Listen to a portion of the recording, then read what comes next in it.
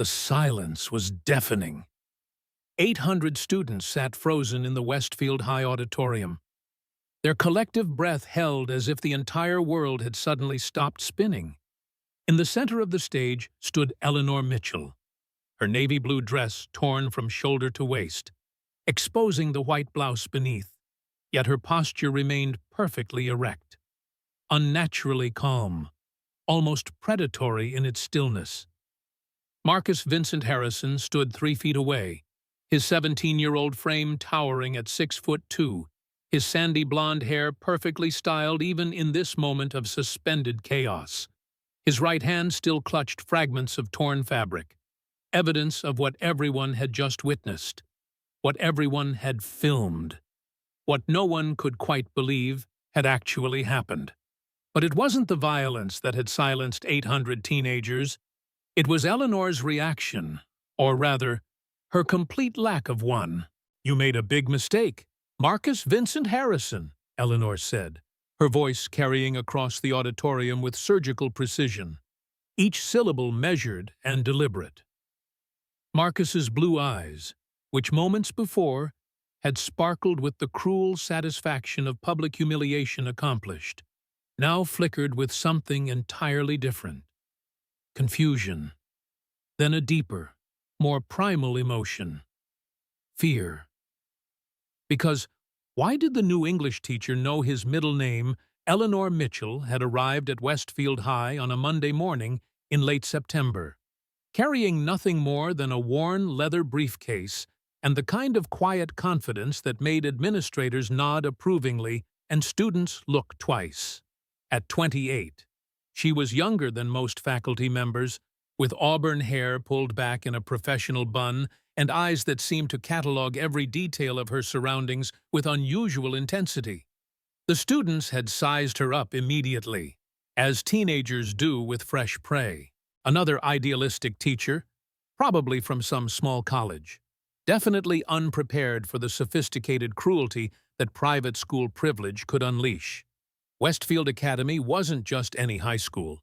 It was where Connecticut's elite sent their children to network before Harvard, where 15-year-olds drove BMWs to school, and disciplinary problems disappeared behind strategic donations to the endowment fund. Eleanor had seemed perfect for their games, professional but approachable, clearly intelligent but apparently naive about the social ecosystem she'd just entered. The kind of teacher who would try to inspire them with passion for literature while they systematically destroyed her idealism piece by carefully orchestrated peace. Marcus Harrison had noticed her immediately, not because she was attractive, though she was, but because something about her presence felt wrong, too controlled, too observant, like she was studying them as much as they were studying her. During her first week, Eleanor had volunteered to speak at the Friday morning assembly about overcoming challenges and finding strength in difficult circumstances. Principal Davidson had been delighted. New teachers who showed initiative were rare, especially ones willing to address 800 students without apparent nervousness. That's when Marcus had decided to make his move. The plan had been simple, elegant in its cruelty. Wait until she was mid-speech, approach from behind under the pretense of adjusting the microphone, then execute a wardrobe malfunction that would leave her humiliated and exposed in front of the entire student body. Film everything, upload it within minutes, destroy her credibility and confidence in one perfectly timed moment. Marcus had done this before, to other teachers, to weaker students, to anyone who needed to be reminded of the natural order of things at Westfield. His father's reputation protected him. His mother's social connections insulated him. His own charisma convinced everyone that his cruelty was just high-spirited fun. But as Eleanor stood there in her torn dress, examining the fabric fragments with the detached interest of a forensic investigator, Marcus began to understand that something had gone terribly, beautifully wrong. She picked up a piece of the torn material from the stage floor, holding it up to the light streaming through the auditorium's tall windows. Her movements were precise, methodical, like she was processing evidence at a crime scene rather than dealing with teenage humiliation. "Interesting," she said, her voice carrying clearly without the microphone. "You used your left hand to tear the fabric, but you're right-handed." Marcus's mouth opened slightly. 800 phones remained raised, still recording, but the energy in the room had shifted from anticipation to bewilderment. "The tear pattern shows downward pressure initiated from the left side," Eleanor continued, walking slowly toward Marcus, who found himself backing away without conscious decision. "But your natural grip strength is in your right hand. You had to think about this, plan it, practice the motion." "How could you possibly know that?" Marcus whispered, his voice barely audible. Eleanor smiled, and several students in the front row would later describe that expression in their statements to authorities. It wasn't the smile of a humiliated teacher trying to maintain dignity. It was the smile of a predator who had just confirmed her prey was exactly where she wanted him. She stepped forward, and the students seemed to part around her like she carried some invisible magnetic field. The torn dress made her look vulnerable, but her movement suggested something entirely different. Controlled power, dangerous competence. "Rebecca Carter," Eleanor said, her gaze finding a sophomore in the 6th row, 12th seat. "Show them the video." Rebecca's face went white. Her phone trembled in her hands as she looked from Eleanor to Marcus to the 800 faces staring at her. I don't know what you mean," Rebecca stammered. "The video you've been taking for the past 6 weeks," Eleanor said patiently. "Every interaction between Marcus and his targets. Every planning session in the library. Every moment you thought no one was watching." The auditorium somehow became even quieter, if such a thing were possible. Rebecca looked like she might faint. "But there's something else on that phone. Isn't there, Rebecca?" Eleanor's voice carried a hint of warmth now, almost maternal. "Something you captured yesterday afternoon that you haven't told anyone about yet." Rebecca's tears started then, silent and terrified.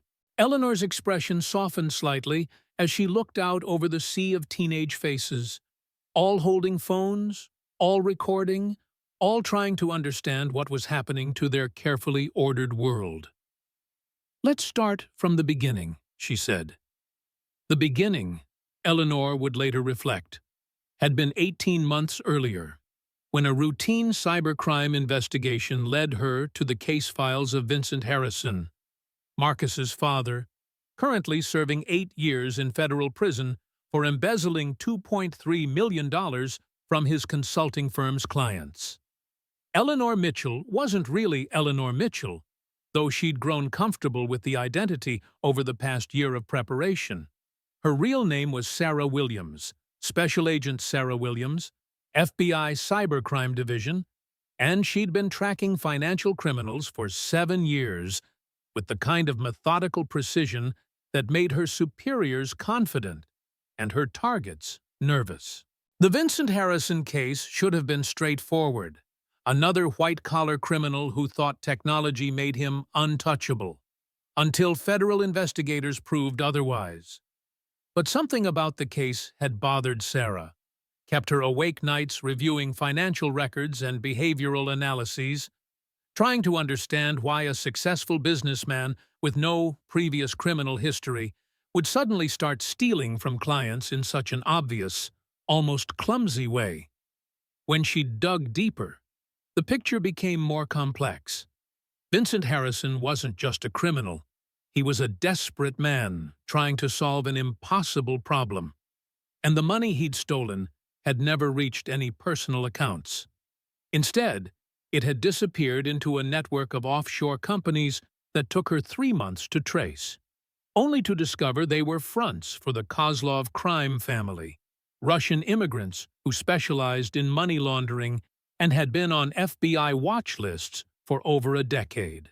Vincent Harrison hadn't been stealing money, he'd been paying protection, trying to keep his family safe from threats that local police couldn't handle and federal authorities couldn't prove. The embezzlement charges were real, but they were symptoms of a larger problem, one that hadn't been solved by putting him in prison. Because the Kozlovs still wanted their money, and they still knew where to find Vincent Harrison's wife and 17-year-old son. Sarah had presented her concerns to her supervisor, Agent Thompson, who'd listened with the patience of someone accustomed to agents who became too emotionally invested in their cases. "So you think Harrison was coerced?" Thompson had asked. "I think Harrison was trapped," Sarah had replied. "And I think his family is still in danger." "Even if that's true, Williams, our case is closed. Harrison pled guilty. He's serving his time. Justice was served." "Justice for whom?" Sarah had pressed. A desperate father trying to protect his family from organized criminals, Thompson had studied her carefully. "What are you proposing?" "Let me go undercover, monitor the family. If the Kozlovs make a move, we'll be ready." As what their babysitter, as a teacher, Marcus Harrison just transferred to Westfield Academy. Private school, wealthy families, the kind of environment where new faculty don't get too much scrutiny. It had taken 4 months to set up the identity, create the background, establish Eleanor Mitchell as a legitimate educator with proper credentials and believable history. Another 3 months to get hired at Westfield, where the administration was more concerned with her master's degree from Columbia than with verifying every detail of her previous employment. Sarah Williams had become Eleanor Mitchell. FBI agent had become English teacher, and the hunter had become the protector. All to keep watch over a 17-year-old boy who had no idea his life was in constant danger. But Marcus Harrison hadn't made it easy. From her first day at Westfield, Eleanor had recognized the signs, the aggressive posturing, the need to dominate and humiliate others, the carefully cultivated cruelty that came from having too much power and too little accountability. Marcus was angry. That much was obvious. But his anger was misdirected, focused on easy targets instead of the real sources of his pain.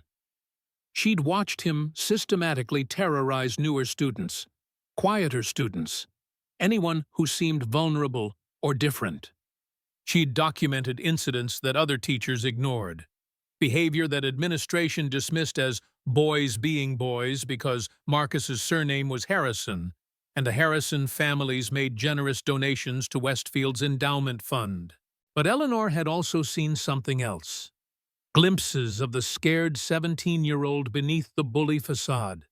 Moments when Marcus thought no one was watching, and his mask slipped just enough to reveal the grief and confusion underneath. His father had been his hero, and heroes weren't supposed to be federal criminals serving time in maximum security prisons.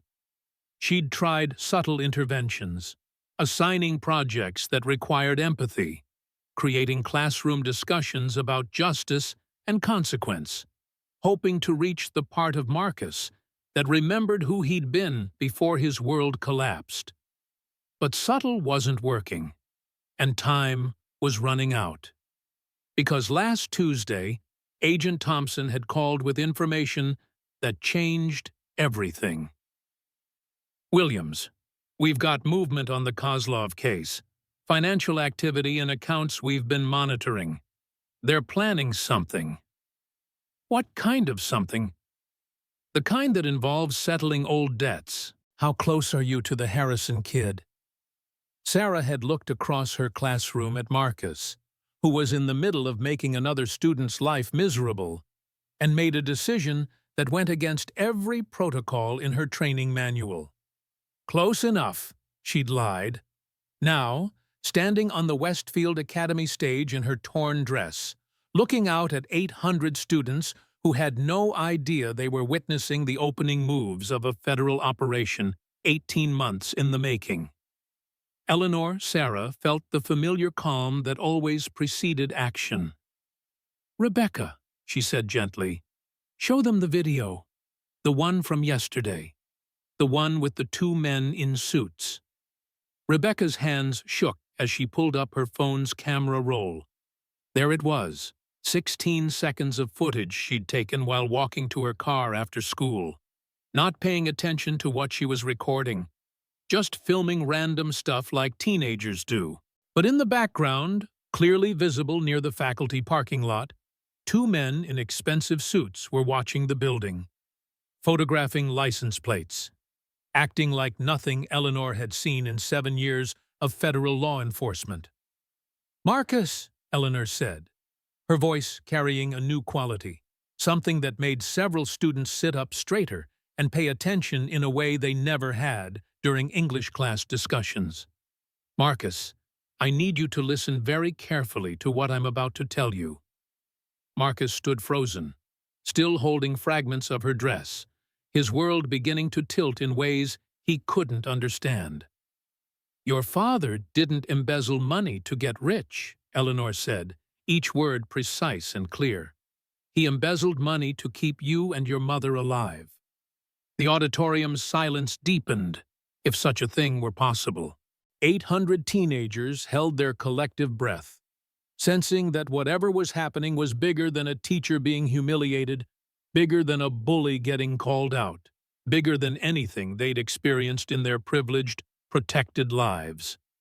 "The men your father stole from," Eleanor continued, "they're called the Kozlov crime family, Russian immigrants who specialize in money laundering, extortion, and eliminating people who cause them problems." Marcus's face had gone pale, his hands dropping the torn fabric as if it had suddenly caught fire. 3 years ago, they approached your father with a business proposition. Help them clean their money through his consulting firm, or watch his family suffer the consequences. Your father tried to refuse, tried to go to the police, but the Kozlovs had photographs of you leaving school, videos of your mother at the grocery store, proof that nowhere was safe. "This is crazy," Marcus whispered, but his voice carried no conviction. "So your father started small," Eleanor said, beginning to pace the stage like she was delivering a lecture, which, in a way, she was. Moving money through accounts, creating false transactions, building a paper trail that would satisfy his new partners while trying to find a way out that wouldn't get his family killed. "You're lying." "The embezzlement charges were real, Marcus, but the money never went to your father's accounts. Every dollar he stole, he passed directly to the Kozlovs, hoping that cooperation would buy him time to find another solution." Eleanor reached into her jacket, and several students gasped as she pulled out what looked like a leather wallet. But when she flipped it open, the gold badge inside caught the auditorium lights and reflected them back like a promise of authority. "Special Agent Eleanor Mitchell," she said, her voice carrying clearly across the stunned silence. "Federal Bureau of Investigation, Cybercrime Division." And the phones that had been recording everything suddenly felt heavier in 800 hands. As students began to understand, they weren't just filming a school drama. They were documenting a federal operation. Marcus staggered backward, his legs hitting the edge of the stage, his carefully constructed worldview crumbling with each revelation. "Where?" he managed to ask. "Why are you here? Why are you teaching?" Eleanor's expression softened, and for a moment, the federal agent disappeared and something more human took her place. "Because your father's case affected me more than it should have," she said quietly. "Single mother, working multiple jobs, trying to raise a son alone while dealing with threats she couldn't fight and dangers she couldn't escape. I saw my own family in your story, Marcus. I saw myself." "Oh, so you became a teacher too, "What spy on me? I came here to protect you," Eleanor said, and the simple honesty in her voice made several students in the front rows lean forward, straining to hear every word. "Protect me from what?" Eleanor's expression hardened again. The agent returning, alert and dangerous. "Your father made enemies, Marcus, real enemies. The kind who don't forget debts, who don't forgive cooperation with federal authorities, who don't stop hunting until they've balanced their books." She gestured toward Rebecca, who still held her phone with the footage of the two mysterious men. "The Kozlov crime family lost $800,000 because of your father's testimony. Money they needed for operations. Money they counted on. Money they want back." Marcus sat down hard on the edge of the stage, his legs no longer able to support him. "They're coming for me," he said, and it wasn't a question. Eleanor's smile was grim, professional, tinged with something that might have been regret. "They're already here," she said, and pulled out her phone to show him a series of surveillance photographs taken over the past 2 weeks. Men in suits, cars with out-of-state plates, faces that appeared in multiple locations around Westfield, always watching, always waiting. "But there's one more thing about your father you need to know," Eleanor said, her voice carrying a new quality, something that sounded almost like pride. Marcus looked up at her, his blue eyes wide with fear and confusion, and the dawning realization that everything he'd believed about his life, his family, his father, had been constructed on foundations of sand. The money he stole, the cooperation with the Kozlovs, the plea bargain that sent him to federal prison, Eleanor said, building towards something that would reshape Marcus's understanding of everything that had led to this moment. None of it was what it seemed. And as 800 students held their breath and their phones, Eleanor, Sarah, prepared to tell Marcus Vincent Harrison the truth about his father, the truth about his family, and the truth about why his world was about to change forever. Because Vincent Harrison hadn't just been a desperate father trying to protect his family from criminals.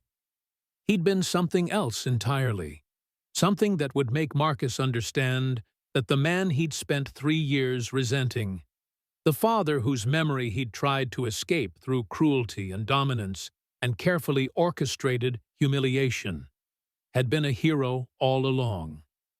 Eleanor reached into her briefcase, pulling out a manila folder marked with federal classification stamps and warning labels that made several students shift uncomfortably in their seats. The weight of official documents, the gravity of government secrecy, suddenly made the auditorium feel smaller, more dangerous. "Marcus," she said, opening the folder with deliberate care, "your father wasn't just a victim of the Kozlov crime family." The silence stretched taut as a wire. 800 teenagers holding their collective breath, phones still recording, witnessing something that felt bigger than their suburban Connecticut lives had prepared them for. "Vincent Harrison was a federal informant," Eleanor said, each word landing like a physical blow. "For 3 years, he worked undercover for the FBI, gathering evidence on Russian organized crime operations throughout the Northeast."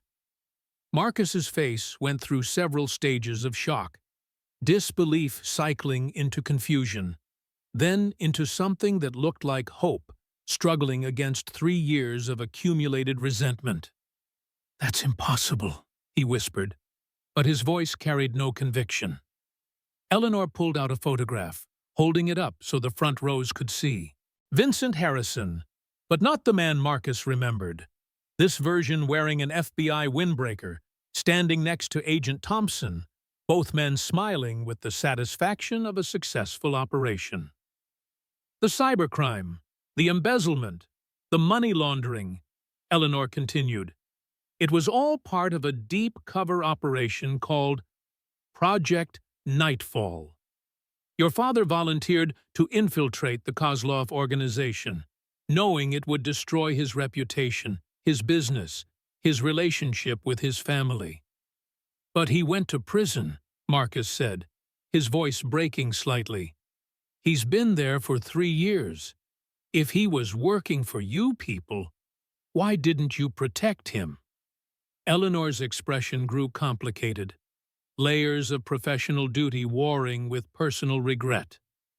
Because the Kozlovs had penetrated local law enforcement.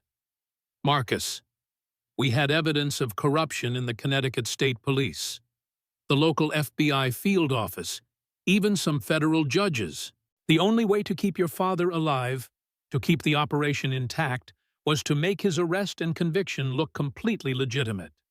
She pulled out another document, this one showing financial records, account numbers, transaction histories that painted a picture of systematic criminal enterprise. Every dollar your father stole was carefully tracked, every transaction recorded, every conversation with Kozlov operatives secretly filmed. For 3 years, he built the most comprehensive case against Russian organized crime in Connecticut history. Marcus stood slowly, his legs unsteady, his world reshaping itself around revelations that made his teenage anger seem suddenly insignificant. He's been in federal prison, alone, letting his family think he was a criminal, while actually serving his country, Eleanor said. Your father, Marcus, is one of the bravest men I've ever worked with. And the auditorium erupted in whispers. Students processing information that sounded like something from a movie. Not like something that happened to families they actually knew. But the federal badge, the official documents, the obvious competence of the woman they'd known as their English teacher, made denial impossible.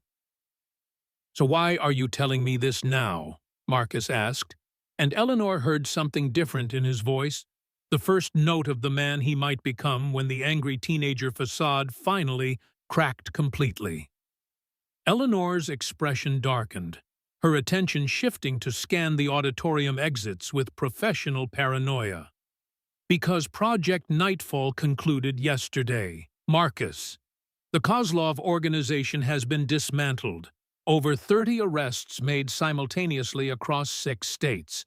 Your father's testimony, combined with the evidence he gathered, put the entire crime family in federal prison. That's good, right? Rebecca called out from the 6th row, her voice carrying hope that this story might have a happy ending. It should be, Eleanor said grimly, but 2 Kozlov operatives escaped the raids. Brothers named Dmitri and Alexei, specializing in enforcement and elimination. They're here, in Westfield, because they know that Vincent Harrison's cooperation cost them everything. She gestured toward Rebecca's phone, toward the footage of the 2 men in suits. They want revenge, Marcus, and they know the best way to hurt your father is to hurt what matters most to him. The implication hit Marcus like cold water, his face going pale as he understood what Eleanor was telling him. They're here for me. They're here for you, Eleanor confirmed. But here's what they don't know. She pulled out her phone, typing a quick message, then looked back at Marcus with something that might have been a smile. We've been waiting for them. The auditorium doors burst open simultaneously. Not with the casual noise of students arriving late, but with the coordinated precision of tactical entry. Black-clad figures poured through every entrance, FBI windbreakers visible, weapons drawn but pointed safely skyward, moving with the kind of disciplined efficiency that made 800 teenagers suddenly understand they were witnessing something real. Alpha Team, targets acquired. Eleanor spoke into a hidden microphone, her teacher persona completely gone, replaced by something hard and competent and absolutely in control. Special Agent Williams, FBI, she announced to the auditorium, her voice carrying clearly over the gasps and shouts of students diving under chairs, teachers pressing themselves against walls. The whole carefully ordered world of Westfield Academy suddenly invaded by federal authority. This is a law enforcement operation. Remain calm. Stay in your seats. Keep your hands visible. Marcus stared at her, his mouth open, his carefully constructed understanding of reality continuing its complete collapse. "Williams?" he managed to ask. "Sarah Williams." Eleanor, now Agent Williams, replied. Eleanor Mitchell was a cover identity, and this entire assembly, Marcus, was designed to draw the Kozlov operatives into the open. She pointed toward the rear of the auditorium, where two men in expensive suits, the same men from Rebecca's video, were being surrounded by federal agents, their faces showing the kind of shock that came from walking into a trap they never saw coming. "Dmitri and Alexei Kozlov," Agent Williams announced, "wanted for racketeering, money laundering, conspiracy, and 3 counts of murder in the first degree." The brothers raised their hands slowly, their predatory confidence evaporating as they found themselves outnumbered, outgunned, and completely outmaneuvered by an operation they'd thought was just a high school assembly. 18 months of preparation, Agent Williams said, walking toward Marcus, her FBI badge now prominently displayed, her authority undeniable. 18 months of watching, waiting, gathering evidence, building profiles, learning their methods. "The dress," Marcus said suddenly, understanding flooding his features. "The thing I did to your dress, that was part of this." Agent Williams smiled, the first genuinely warm expression she'd shown since revealing her identity. "The dress was a signal, Marcus. When you tore it, when the action was filmed and witnessed by 800 people, it triggered the final phase of the operation. Every phone in this auditorium, every student recording, created irrefutable documentation that you were here, in this room, at this exact time. But why did it matter where I was? Because the Kozlov brothers needed you isolated to make their move. They've been watching the school for 2 weeks, learning your schedule, planning to grab you during a time when your absence wouldn't be immediately noticed." Agent Williams gestured toward the federal agents now leading the 2 Russians toward the exits in handcuffs. "But if you're on stage, in front of 800 witnesses, being filmed by hundreds of phones, there's no way to take you without creating evidence that would convict them instantly." Marcus sat down hard on the stage steps, his legs finally giving out completely. "So everything, the teaching, the watching, the caring about what happened to me." "The caring was real," Agent Williams interrupted, her voice softer now, more human. "Marcus, your situation, your family's situation. It reminded me of my own childhood. My father was a police officer who worked undercover in Detroit's most dangerous neighborhoods, trying to break up drug trafficking rings. For 2 years, our family lived under assumed names, constantly moving, never knowing if the criminals he was tracking had found us." She knelt down next to Marcus, her federal authority temporarily set aside for something more personal. "I know what it's like to have a father whose heroism looks like abandonment to everyone else. I know what it's like to be angry at someone for choices you don't understand, for sacrifices that feel like betrayal." "But he's been in prison for 3 years, Marcus said, tears finally starting. 3 years of suppressed grief and confusion, finally finding release. 3 years of thinking he was a criminal, of being ashamed, of not wanting to visit him because I couldn't stand to see what he'd become. He understood, Marcus, every decision he made every day he spent in that cell. He knew what it was costing you, but he also knew it was the only way to keep you safe. And Agent Williams pulled out her phone, showing Marcus a text message from someone identified only as Control. Package secure. Transport initiated. ETA 15 minutes. What does that mean? Marcus asked. Agent Williams smiled, broader this time, carrying news that would transform everything. It means your father is being released from federal prison right now, effective immediately. Full pardon, record expunged, cover identity retired. The auditorium, which had been buzzing with whispered conversations and the shuffle of federal agents completing their arrests, suddenly went quiet again as students processed this latest revelation. "He's free," Marcus whispered. "He's free. And Marcus, there's one more thing."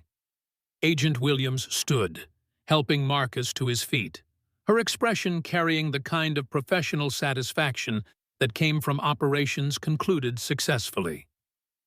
The Kozlov crime family had over $12 million in assets seized during yesterday's raids. Under federal forfeiture laws, families of confidential informants are entitled to compensation for their sacrifices and cooperation. Marcus looked at her blankly, still processing too much information too quickly. Your college fund? Marcus? Your mother's medical bills? Your family's financial security? It's all taken care of. The government doesn't forget its debts to people who risk everything to serve justice.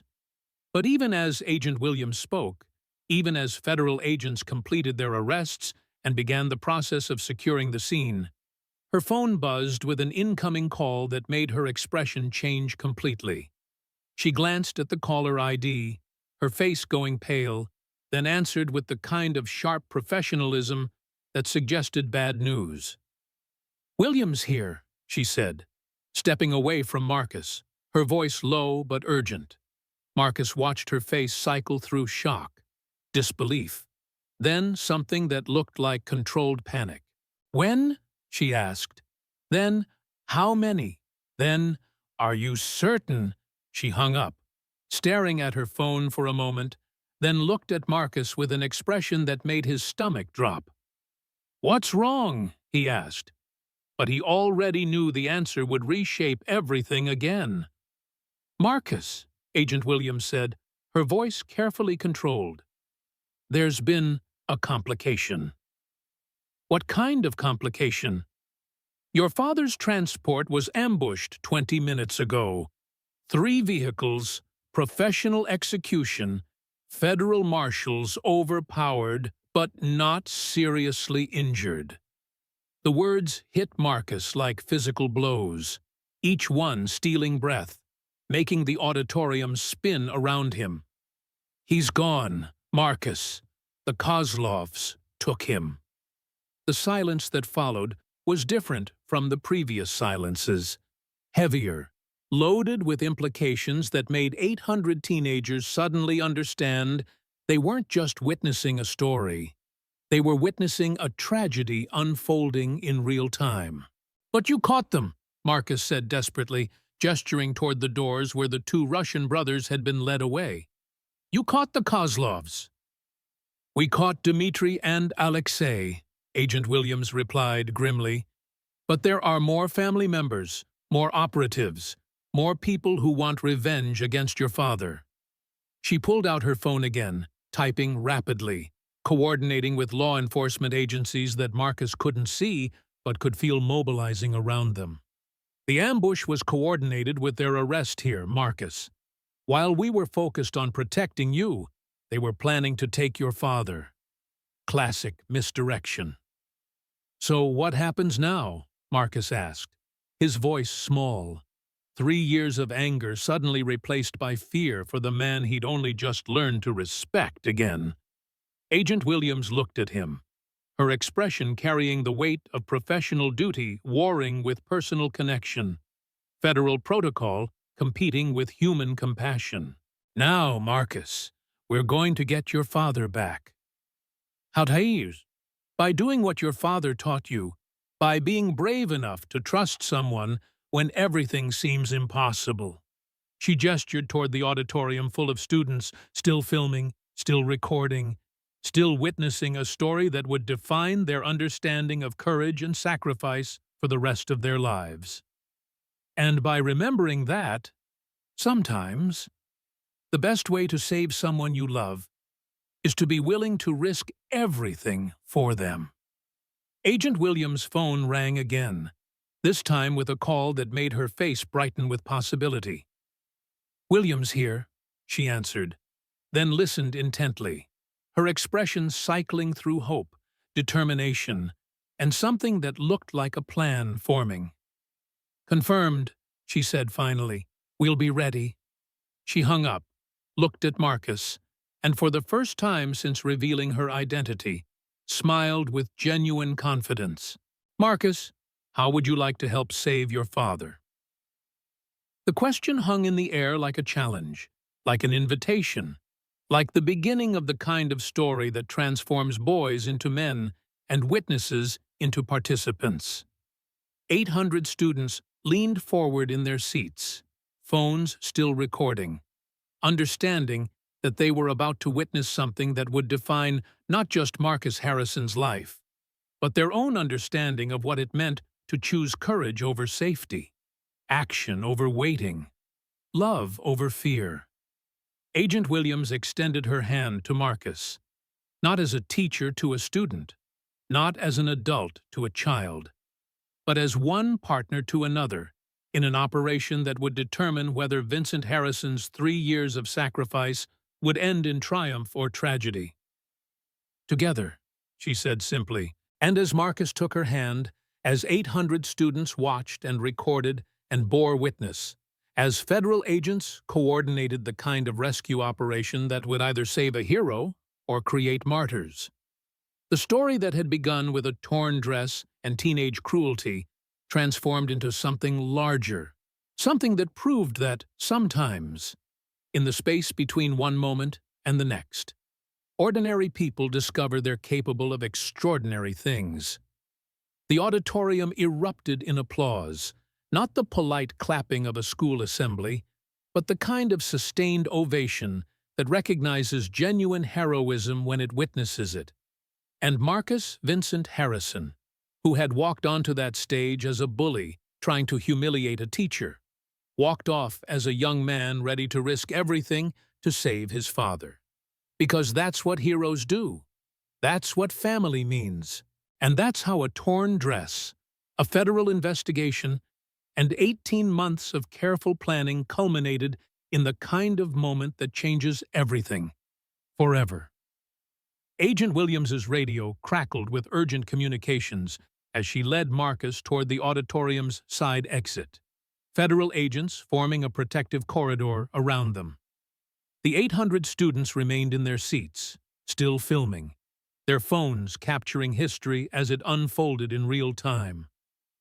"Marcus," Agent Williams said as they reached the door, turning to face the young man who had been transformed from bully to hero in the span of 45 minutes. "Before we leave, there's something I need you to understand." She gestured back toward the auditorium, toward the sea of faces watching their every move. "What happened here today? What you choose to do next? It's going to define not just your story, but theirs too. Every student in that auditorium will remember this moment for the rest of their lives. They'll remember the day they learned that heroes are real, that courage is possible, that sometimes the person you think you know completely is actually someone entirely different." Marcus looked back at his classmates, many of whom he'd terrorized, humiliated, or ignored over the past 3 years. Rebecca Carter caught his eye from the 6th row, still holding her phone. But now her expression showed something he'd never seen before: respect. "I've been a terrible person," Marcus said quietly, the weight of his past behavior suddenly overwhelming in the context of his father's heroism. "You've been a hurt person," Agent Williams corrected. "There's a difference. And hurt people can heal, can grow, can choose to become something better." She handed him a bulletproof vest, standard FBI issue. As agents prepared vehicles outside for what would undoubtedly be the most dangerous operation of Marcus's young life. Your father spent 3 years protecting people he'd never met, sacrificing his freedom to keep communities safe from organized crime. Today, you get to protect him. That's not just justice. Marcus, that's poetry. As they prepared to leave Westfield Academy behind, as they prepared to risk everything for a man who had already risked everything for them, Marcus Harrison understood that some stories don't end with applause or happy endings. Some stories end with the choice to begin again, to become the person you were always meant to be, to prove that heroes aren't born. They're forged in moments when ordinary people decide that love matters more than safety. The rescue operation was about to begin, and Marcus was ready. Marcus felt the weight of the bulletproof vest across his shoulders, a tangible reminder that the next few hours would determine whether his father's sacrifice had meaning or whether it would end in tragedy. Agent Williams checked her weapon with practiced efficiency, her movements sharp and professional. But when she looked at Marcus, her expression softened with something that might have been maternal pride. "Remember," she said as they approached the waiting vehicles, "your father never stopped believing in you, even when you couldn't believe in yourself, even when the anger made you cruel, even when it seemed like you'd forgotten who you were meant to be." Marcus nodded, his throat tight with emotions he'd suppressed for 3 years. Behind them, through the auditorium windows, 800 faces pressed against the glass, witnessing the conclusion of a story that had begun with teenage cruelty and transformed into something legendary. Rebecca Carter raised her phone one final time, not to mock or humiliate, but to capture the moment when Marcus Vincent Harrison walked toward danger, toward redemption, toward the kind of courage that changes everything. The engines started. The mission began. And somewhere, in a place known only to criminals and federal agents, Vincent Harrison waited for rescue, not knowing that his son, the boy he'd sacrificed everything to protect, was coming to save him. Heroes, Agent Williams reflected as they drove into the Connecticut night, really do run in families.